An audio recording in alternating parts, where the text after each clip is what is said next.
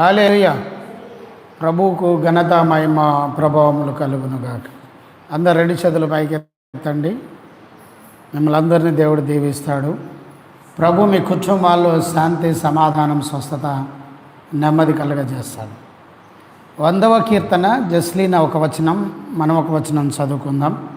కీర్తనలు 100, 100వ కీర్తన జస్లీనా ఒక వచనం, మనం ఒక వచనం చదువుతుండగా దేవుని పరిశుద్ధ వాక్యం ఉత్తర ప్రత్యుత్తరములుగా ధ్యానం చేసుకుందాం. జస్లీనా ముందుకు వచ్చి కీర్తనలు 100వ కీర్తన వచనం వెంబడి వచనం ధ్యానం చేసుకుందాం. కీర్తనలు 100. దయచేసి ప్రభు మన మధ్య ఉన్నారు. ప్రభువుకు స్తోత్రం కలుగునుగాక.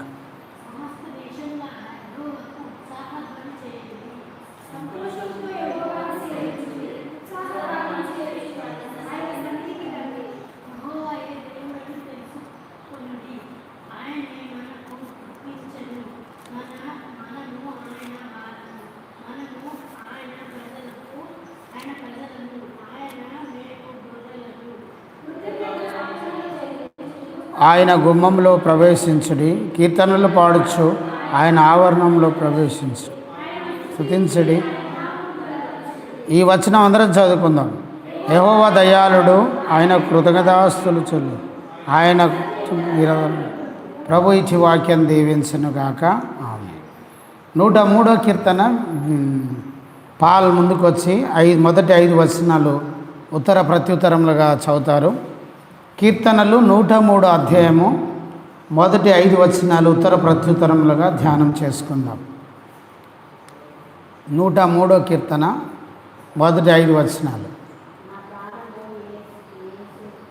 యెహోవాను సన్నిధించుము, నా అంతరంగమునున్న సమస్తము ఆయన పరిశుద్ధ నామమును సన్నిధించు. మనమాయు ఆయన నీ దోషమునటిని క్షమించువాడు, నీ సంకటములన్నిటిని కుదుర్చువాడు.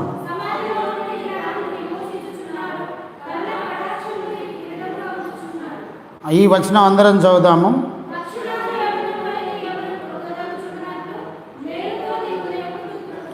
ప్రభు ఇచ్చి వాక్యం దీవించునుగాక. ఆమేన్. లూకాసు వార్త 1వ అధ్యాయం 13వ వాక్యం అందరం కలిపి బిగ్గరగా చదువుదాం. లూకాసు వార్త 1వ అధ్యాయము 13వ వాక్యం అందరు కలిసి బిగ్గరగా చదువుదాం. లూకాసు వార్త 1వ అధ్యాయము 13వ వాక్యం.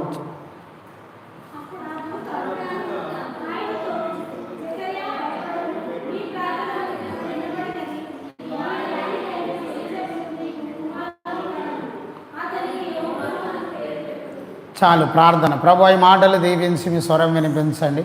వినగల చెవులు, గ్రహింపగల హృదయం దాయిచి ఆత్మ చెప్తున్న సంగతులు చెవిగలవాడు వినుగాక. యేసు నామములో ప్రార్థిస్తున్నాము తండ్రి. ఆమేన్. ఈరోజు దేవుడిస్తున్న వాగ్దాన సందేశం లూకాసు వార్త 1వ అధ్యాయం 13వ వచనం నుండి ప్రభు మాట్లాడుతున్నాడు. ఈ వాగ్దాన సందేశం ఈరోజు ఈ ప్రవచనాత్మకమైన సందేశం నీ ప్రార్థన వినబడినది. ఇక్కడ జకర్య చేసిన ప్రార్థనను బట్టి ప్రభు మాట్లాడుతున్నాడు. ప్రభువే చెప్తున్న మాట, నీ ప్రార్థన వినబడినది. Your prayer has been heard. నీ ప్రార్థన వినబడినది. Your prayer has been heard. దేవుని బిడ్డలారా, జకర్య, ఎలిజబెత్ ఇరువురు దేవుని సన్నిధిలో దేవుని పరిచర్య చేసేవారు. వీరు ఇరువురు దేవుని సన్నిధిలో యాజకత్వం చేసేవారు. కానీ వీరికి చూడండి, సంతానము లేని పరిస్థితి ఉన్నది. పిల్లలు లేక ఎన్నో సంవత్సరాలు ప్రార్థనలు చేశారు, యాజకత్వం చేశారు. కానీ వారికి పిల్లలు, సంతానం లేని ఒక వెలితి, కొరత వారిలో ఉన్నది. కానీ దేవుని బిడ్డలారా, చేసి చేసి వృద్ధులైపోయారు.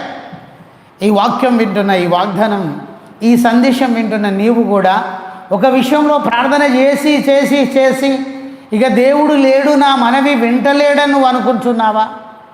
ఈ సందేశం నీ కొరకే. ఈ వాగ్దాన సందేశం నీ కొరకే. అయ్యో, దేవుడు నా మనవి వింటలేడు, దేవుడు నా ప్రార్థన ఆలకిస్తలేడు, నాకు జవాబు ఇవ్వట్లేడని నువ్వు అనుకుంటున్నావా? జకర్య, ఎలిజబెత్ ఇరువురు యాజకత్వం చేసేవారు. దేవుని సన్నిధిలో నిత్యము ప్రార్థన చేసేవారు. దేవుని సన్నిధిలో పరిశుద్ధముగా ఉండేవారు, దేవుని సన్నిధిలో యథార్థంగా ఉండేవారు, దేవుని సన్నిధిలో ఉపవాస ప్రార్థన చేసేవారు, దేవుని సన్నిధిలో భక్తిగా ఉండేవారు, గొప్ప ప్రార్థనా పరులు. కానీ వారికి ఒక వెలితున్నది, ఒక కొరత ఉన్నది, సంతానం లేదు. ప్రార్థన చేసి చేసి వృద్ధులైపోయారు. ఈరోజు నీవు కూడా ప్రార్థన చేసి చేసి చేసి అలసిపోయావా? ప్రభు నీతో మాట్లాడుతున్నాడు. Your prayer has been heard. నీ ప్రార్థన వినబడినది. నువ్వు దుఃఖపడుతున్నావా? అంగలారుస్తున్నావా? వేదన పడుతున్నావా? అయ్యో నాకు జవాబు రావట్లేదు, ఎవరు నాకు సాయం చేయట్లేరు, ఎవరు నన్ను ప్రేమించట్లేదు అని నువ్వు వేదన పడుతున్నావా? ప్రభు మాట్లాడుతున్నాడు, నీ ప్రార్థన వినబడినది. 20వ కీర్తన మొదటి వచనంలో ఒక మాట ఉంది. కీర్తనలు 20వ అధ్యాయము మొదటి వచనం చదవండి. 20వ కీర్తనం.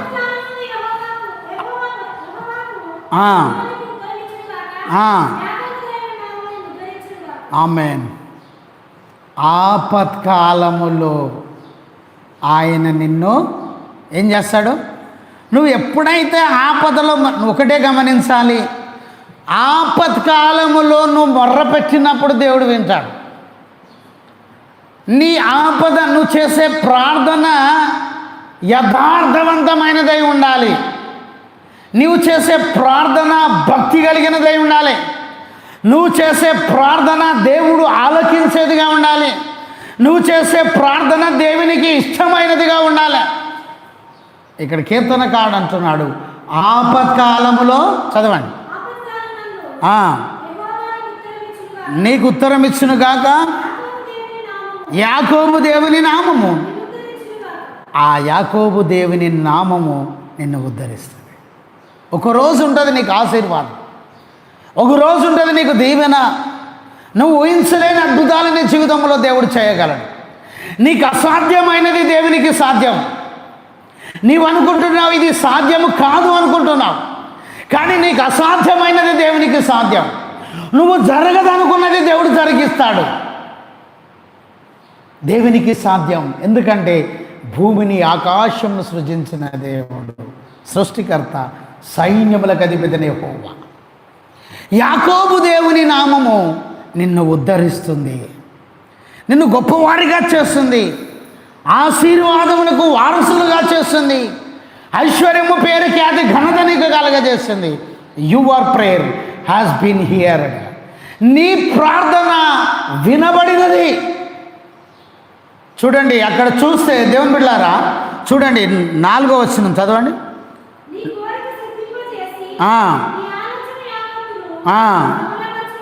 ఆమేన్, ప్రైజ్ ది లార్డ్, హల్లెలూయా. నువ్వు ఏదైతే కోరుకుంటున్నావో నీ కోరిక సిద్ధింపచేసి నీ ఆలోచన యావత్తును సఫలపరుస్తాడు.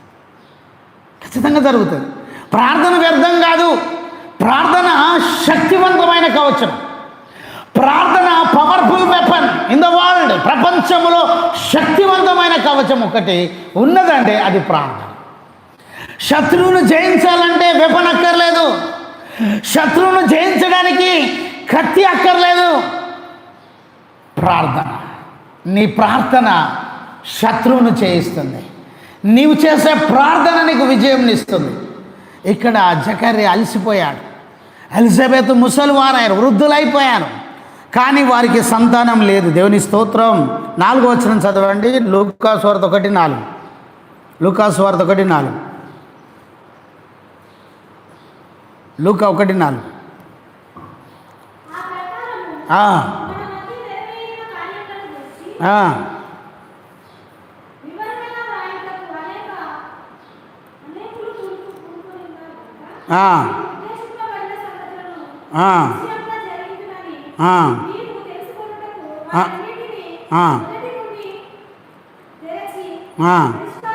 ఐదో వచనం లూకా సువార్త 1:5 కదా.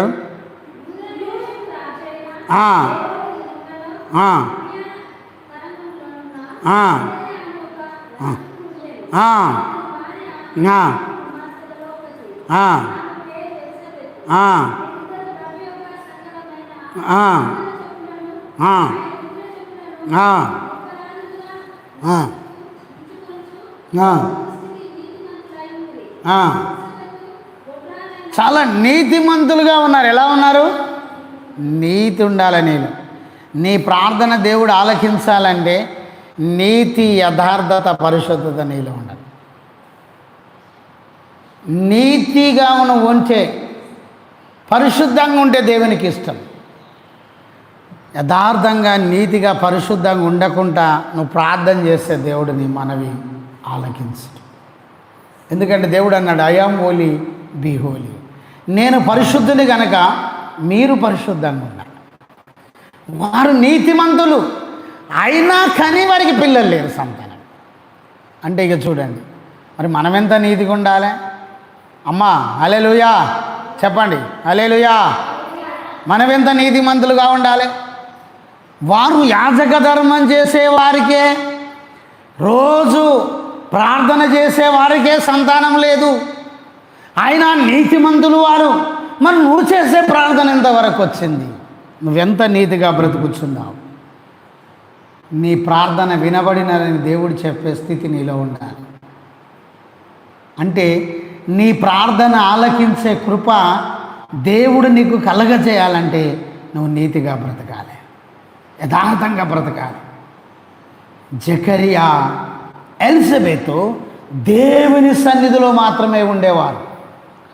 లోక వార్తలు చెప్పుకునేవారు కాదు, లోకానుసారంగా బ్రతికేవారు కాదు, టీవీ చూసేవారు కాదు, సినిమాలు చూసేవారు కాదు, సినిమా పాటలు చూసేవారు కాదు. ప్రార్థన చేసి టీవీ చూస్తే దేవుడు నీ ప్రార్థన ఆలకిస్తాడా? సినిమాలో ఏమున్నది? టీవీలో ఏమున్నది? పాపం ఉన్నది. చూసుడ చేత కంటికి తృప్తి లేదు. ప్రసంగి 1:8-9 దేవుని వాక్యం సెలవుతాయి. వినుడ చేత చెవికి తృప్తి లేదు. ఇదివరకు జరిగిందే ఇప్పుడు జరుగుతుంది. సూర్యుని కింద నూతనమైనది ఏం లేదు. ఏమైనా ఉన్నదా? ఇదివరకు పాత పాటలే, కొత్త లేటెస్ట్గా పాటలు లేదు. పాత సినిమాలే లేటెస్ట్గా తీస్తాను, పేర్లు మారుతాను, సినిమా టైటిల్ అంతే తప్ప కొత్తమైనది ఏం లేదు. నువ్వు టీవీలో ఏం చూసినా నీకు ఏం కనవాలి. ఇదివరకు ఉన్న స్టోరీలే. ఇదివరకు మొదటి నుండి చివరి వరకు ఉంటే ఇప్పుడు చివరి నుండి మొదటి వరకు తీస్తాను, అదే లేటెస్ట్. అంటే తిప్పి తీస్తూ ఉన్నావు కనుక నువ్వేదో విచిత్రమైన నూతనమైనది ఉన్నది సూర్యుని కింద నువ్వు అనుకుంటున్నావు, కానీ ఏమి లేదు. ఆమె అమ్మ నిద్రపోతలు హల్లెలూయా చెప్పులి, హల్లెలూయా. మంచి hallelujah, hallelujah. Your prayer has been heard. నీ ప్రార్థన వినబడినది, నీ ప్రార్థన వినబడినది. దేవుని బిడ్డలారా, ఆయన సన్నిధిలో నీవు ప్రార్థన చేయాలి, నీతిగా ఉండాలి. జకరియా, ఎలిజబెతు దేవుని సన్నిధిలో నిత్యము యాజక ధర్మం చేసేవారు. నువ్వేమో పనికి పోతాను, ఇష్టానుసారంగా బ్రతుకుతాను, ఇష్టానుసారంగా డ్యూటీ చేస్తాను, ఇష్టానుసారంగా మాట్లాడతాను, మళ్ళీ దేవుడు నా మాట వింటలేడు అంటాడు, దేవుడు నాకు జవాబు ఇస్తలేడు అంటున్నావు. టీవీ చూస్తావు, సినిమాలు చూస్తావు, జోకులు చూస్తావు, నీ ఇష్టానుసారంగా బ్రతుకుతావు, నాకు దేవుడు జవాబు ఇస్తలేడు అంటావు. ఎట్లా ఇస్తాడు దేవుడు? ఎట్లా సాయం చేస్తాడు దేవుడు? ఆయన అన్నాడు, నేను పరిశుద్ధుని గనక మీరు పరిశుద్ధంగా ఉండాలి. దేవుడైన యెహోవా సూర్యుడును కేడమునై ఉన్నాడు, యథార్థంగా ప్రవర్తించు వారికి ఆయన ఏ మేలు. 84వ కీర్తన 11 తర్వాత చదువుకోండి. యథార్థంగా ఎట్లా బ్రతకాలి? యథార్థంగా. జకరియా, ఎలిజబెతు యథార్థంగా నీతిగా బ్రతికారు. దేవుని బిడ్డలారా, ఆయన సన్నిధిలో యథార్థంగా బ్రతకాలి, నువ్వు నీతిగా బ్రతకాలి. ఆయన సన్నిధిలో పరిశుద్ధంగా బ్రతకాలి. నీ ప్రార్థన అప్పుడు వినబడుతుంది దేవునికి. అమ్మాయి దేవుని సన్నిధికి వినబడాలంటే ఉట్టిగానే వినబడుతుంది. ఎమ్మెల్యే కాడికి ఒక సామాన్య వ్యక్తి వెళ్ళి మాట్లాడతాడా? ఎంపీ దగ్గర ఒక సామాన్యమైన వ్యక్తి మాట్లాడతాడా?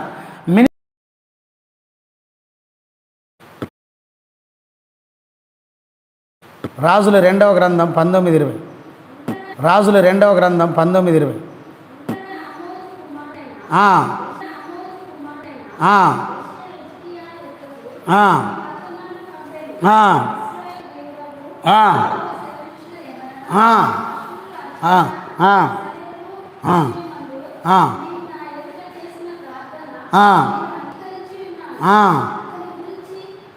చాలా అండి, హల్లెలూయా.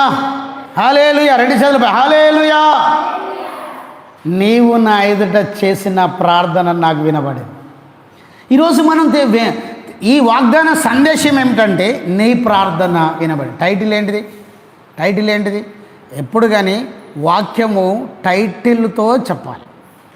ఆ టైటిల్ తగిన మర్మమును దేవుని ప్రజలకు బయలుపరచాలి. టైటిల్ లేకుండా ఇష్టానుసారంగా టైటిల్ అనుగుణంగానే వాక్యం చెప్పాలి. ఇక్కడ నీ ప్రార్థన వినబడిన ఒక సందర్భం ఉండాలి, ఒక సారాంశం ఉండాలి. వాక్యం ఒక సారాంశం సందర్భముతో చెప్పాలి. ఇక్కడ నీ జకరియా ఎలిజబెతులతో చెప్పిన మాట నీ ప్రార్థన వినబడినది. ఎప్పుడు వినబడుతుందని ఆపత్కాలములు నువ్వు చేసే ప్రార్థన దేవుడు వింటాడు. ఇక్కడ చూస్తే 2 రాజులు 19:20లో ఆయన చేసిన ప్రార్థన నేను విని ఉన్నాను. దేవుడు అంటున్నాడు. ఎవరు చేశారమ్మా? హిజ్కియా. ఎలా ప్రార్థన చేశాడు చదవండి. 5వ వచనం.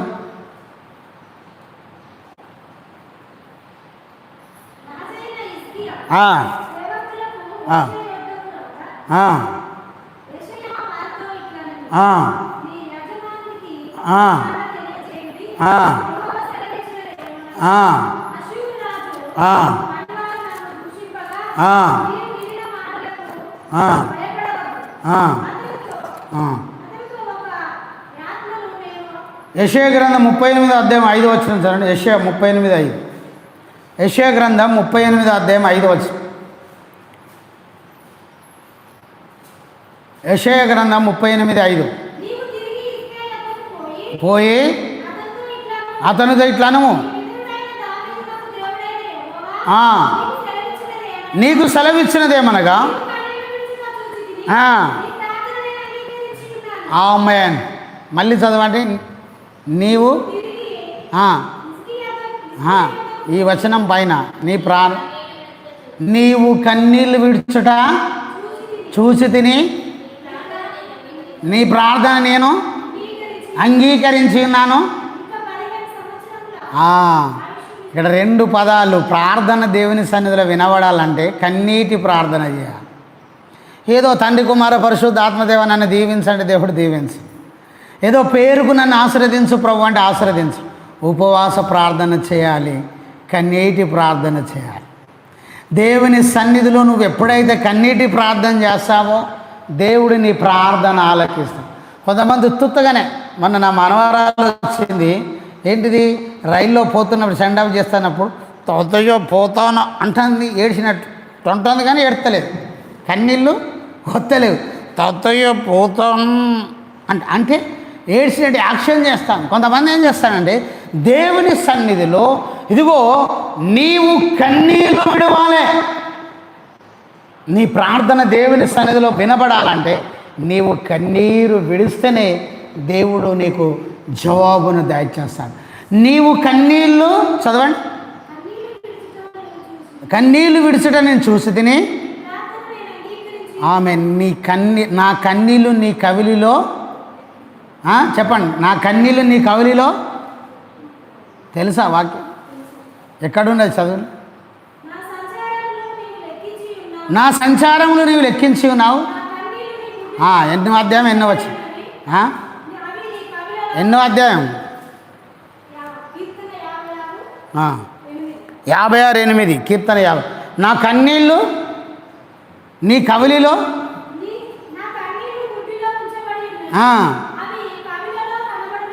నువ్వు ఎంత ఏడ్చినా ఒక బుద్ధి పెడతాడు. ప్రతి ఒక్కరికి ఒక బుద్ధి ఉంటుంది. దేవుడు ఒక బుద్ధి పెడతాడు. నువ్వు ఎంత ఎడతావో అంత నిండినోళ్ళకు ఆశీర్వాదం. ఆ బుద్ధి నిండాలి. అమ్మ వింటానవా? బుద్ధి నిండాలి. అది నువ్వు ఎంత ఎడతావు, ప్రతి ఒక్కరికి ఒక బుద్ధి ఉంటుంది, ఒక కవలి. అది నిండితేనే నీకు ఆశీర్వాదం.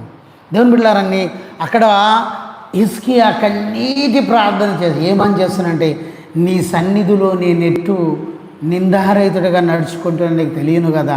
ఆమె నీ సన్నిధిలో నేను ఎట్టు నడుచుకుంటానో నీకు తెలుసు కదా ప్రభువా. హిజ్కియా ప్రార్థన చేస్తాను.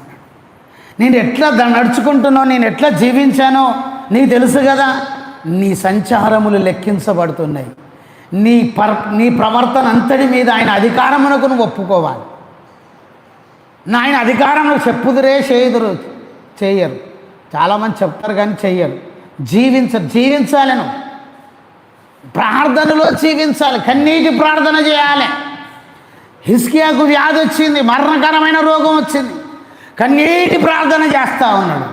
దేవుడు ఆయన మొర విని, ఆయన మొర నాకు వినబడింది, ఆయన ప్రార్థన నాకు వినబడింది, నేను ఆయన ప్రార్థన విన్నానని యెషయా ప్రవక్తను పంపించి హిజ్కియా దగ్గరికి పోయి చెప్పు, ఆయన ప్రార్థన నాకు వినబడింది, మరొక 15 సంవత్సరాల ఆయుష్ను ఆయనకి ఇవ్వబోతున్నాను. ఆమేన్. నీ ప్రార్థన వినబడినది. నీ ప్రార్థన వినబడాలంటే నువ్వు ఆపత్కాలంలో మొరపెట్టాలి. First point. రెండో పాయింట్ ఏంటంటే కన్నీటితో దేవుని సన్నిధిలో నీ కవలి, నీకు ఇచ్చిన ఒక బుడ్డి, నీకు ఇచ్చిన ఒక కవలి అది నిండేటట్టుగా నీవు కన్నీటి ప్రార్థన చేయాలి. అప్పుడు దేవుడు అంటున్నాడు, your prayer has been heard. నీ ప్రార్థన వినబడినది. నీ ప్రార్థన దేవుడు వినే రీతిగా ఉండాలంటే హిజ్కియా ఎలాగైతే కన్నీటి ప్రార్థన చేశాడో, జకరియా ఎలిజబెత్ ఎలాగైతే యథార్థంగా ఉపవాసముతో పరిశుద్ధంగా నీతిగా దేవుని సన్నిధిలో యాజకత్వం చేశారు, నువ్వు అలా చేయి. నువ్వు ఉపవాస ప్రార్థన చేయాలి, కన్నీటి ప్రార్థన చేయాలి. ఆయన సన్నిధిలో యాజకత్వం చేయాలంటే పరిశుద్ధంగా పవిత్రంగా ఆయన సన్నిధిలో నీవు ప్రార్థన చేయాలి. అప్పుడు దేవుడు నీ ప్రార్థనకు జవాబిస్తాడు. అప్పుడు దేవుడు నువ్వు అడిగినది దేవుడు. ఇక్కడ హిజ్కియాకు మరణకరమైన రోగం వచ్చినప్పుడు కన్నీటి ప్రార్థన చేసి తన పాపం ఒప్పుకొని తన తప్పిదం ఒప్పుకొని దేవుని సన్నిధిలో తిరిగి కన్నీటితో దుఃఖముతో వేదనతో ప్రార్థన చేసినప్పుడు చనిపోయే హిజ్కియాని దేవుడు బ్రతికించినాడు. జకరియా ఎలిజబెత్ కన్నీటితో ఉపవాసంతో దేవుని సన్నిధిలో యాజకత్వం చేసినప్పుడు వృద్ధాప్యములో దేవుడు